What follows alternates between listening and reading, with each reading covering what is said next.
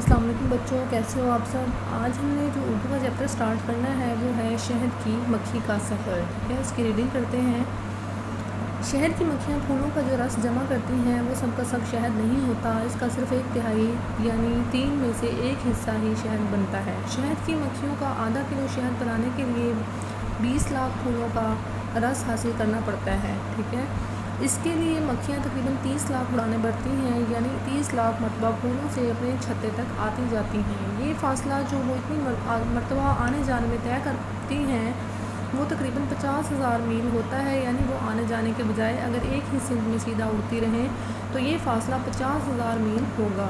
جب رس جمع ہو جاتا ہے تو اس کے بعد شہد بنانے کا عمل شروع ہوتا ہے۔ شہد پہلے پانی کی طرح ہوتا ہے۔ شہد تیار کرنے والی مکھیاں اپنے پروں کو پنکھے کی طرح استعمال کر کے فالتو پانی بھاپ کی طرح اڑا دیتی ہیں۔ جب یہ پانی اڑ جاتا ہے تو اس کے بعد ایک میٹھا اور گاڑھا رس باقی رہ جاتا ہے جس کو مکھیاں چوس لیتی ہیں۔ مکھیوں کے منہ میں ایسے غدود ہوتے ہیں جو اپنے عمل سے اس رس کو شہد میں تبدیل کر دیتے ہیں۔ اب مکھیاں اس تیار شہد کو چھتے کے سوراخوں میں بھر دیتی ہیں۔ یہ سوراخ چھتا بنانے والی مکھیاں اس طرح بناتی ہیں کہ شہد 3 پیک غذا کی طرح محفوظ ہو جائے۔ اللہ تعالیٰ چاہتے تو شہد کی مکھی کے بغیر بھی شہد پیدا ہو جاتا یا شہد کی نہر بہا دیتے، مگر اللہ نے ایسا نہیں کیا۔ شہد کی مکھی جس طرح شہد بناتی ہے وہ بہترین منصوبہ بندی اور نظم و ضبط کا نمونہ ہے۔ نیکسٹ پیج پہ آتے ہیں۔ ایکسرسائز ہے، اس کی سوال جواب دیکھتے ہیں۔ پہلا کوسچن دیکھیں ہے، شہد کی مکھیاں جو رس جمع کرتی ہیں اس کا کتنا حصہ شہد بنتا ہے؟ تو اس کا جو آنسر آپ کو 147 پیج پہ پہلی لائن میں اس کا آنسر ہے، وہاں سے آپ دیکھو گے، ٹھیک ہے؟ دوسرا کوسچن ہے، شہد کی مکھیوں کو آدھا کلو شہد بنانے کے لیے کتنے پھولوں کا رس حاصل کرنا پڑتا ہے؟ تو ٹھیک ہے، یہ بھی 147 پیج پہ دوسری لائن میں اس کا آنسر ہے۔ تیسرا کوسچن ہے، مکھیاں اتنی مقدار میں شہد بنانے کے لیے کتنی اڑانیں بھرتی ہیں؟ اس کا آنسر بھی آپ کو 147 یعنی 147 پیج پہ دوسری لائن میں ملے گا، ٹھیک ہے؟ چوتھا کوسچن ہے، اس عمل کے لیے وہ کتنا فاصلہ طے کرتی ہیں؟ تو اس کا آنسر بھی 147 پیج پہ چوتھی لائن میں اس کا آنسر آپ کو ملے گا، ٹھیک ہے؟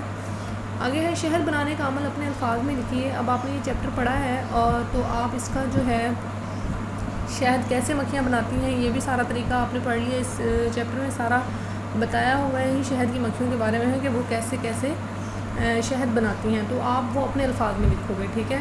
اس کے بعد ہے، نیچے دیے گئے بیانات پر درست یا غلط کا نشان لگانا ہے۔ اللہ تعالیٰ شہد کی مکھیوں کے ذریعے انسان کو محنت اور نظم و ضبط سکھانا چاہتے ہیں، تو یہ درست ہے، ٹھیک ہے؟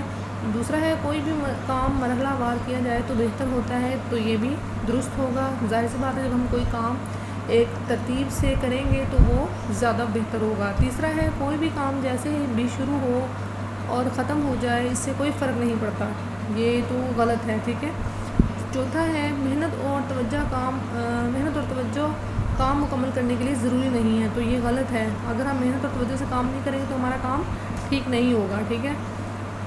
ففتھ ون ہے، ہر کام کے لیے پہلے سے تیاری ضروری ہے، جیسے شہد کی مکھیاں شہد بنانے سے پہلے شہد رکھنے کے کھانے بناتی ہیں، تو یہ بھی درست ہے، ٹھیک ہے؟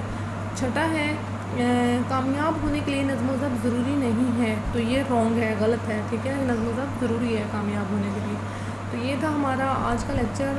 امید ہے جو آپ کو جو ہے اس چیپٹر کی سمجھ آ گئی ہوگی۔ اپنا خیال رکھیے گا۔ اللہ حافظ۔